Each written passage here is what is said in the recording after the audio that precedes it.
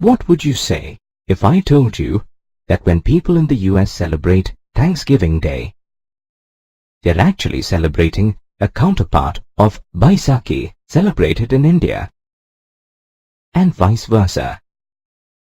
Even though the two festivals are celebrated by the people of two different countries with different customs and rituals, they are similar to a great extent. Both Baisakhi and Thanksgiving are celebrated to express joy over the harvest season and to express gratitude and thanks to God for it. Just as these two festivals of different countries are similar, the development and transformations of the forests of India and Java in Indonesia are similar to a great extent. Forest management in Java and India was started by colonizers, the Dutch in Java and the British in India. Both carried out large-scale deforestation for timber to build ships and sleepers for railways.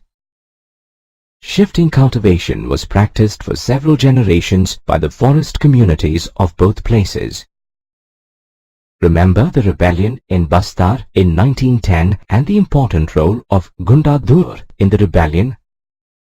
The Kalangs, who were the woodcutting community of Java, also rebelled against the Dutch in 1770 to stand up against the laws that restricted their access to the forests.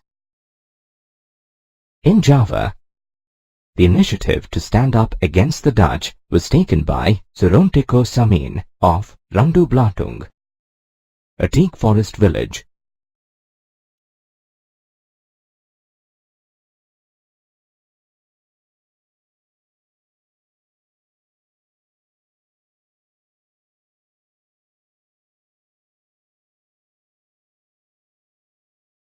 He argued that the Dutch had not created water, wood and air, and that they had no right to place restrictions on the natural forest resources that Mother Earth has given.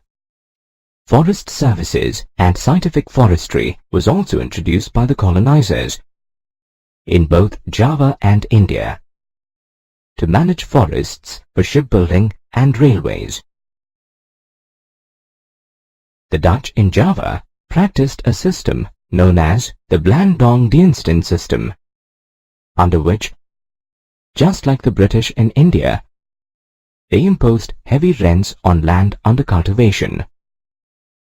Both the Dutch in Java and the British in India exploited the forest resources to meet their war needs. During the First World War and the Second World War, the British cut many trees in India to meet their war needs.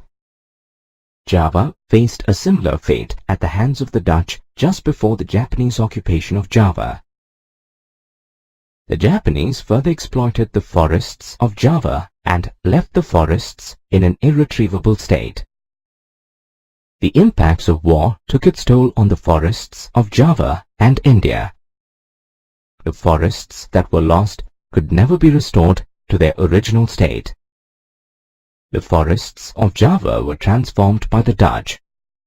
The Javanese people may never have thought that somewhere in another part of the world, the Indians also met a similar fate at the hands of their colonizers, the British. Since the 1980s, the governments of different countries in Asia and Africa have learned from each other's pasts and are trying to find new ways for better forest management. They have learned a mutually beneficial system of forest management by allowing the forests to be managed by local forest dwellers, whereby both the forest dwellers and the forest department are benefited through conservation.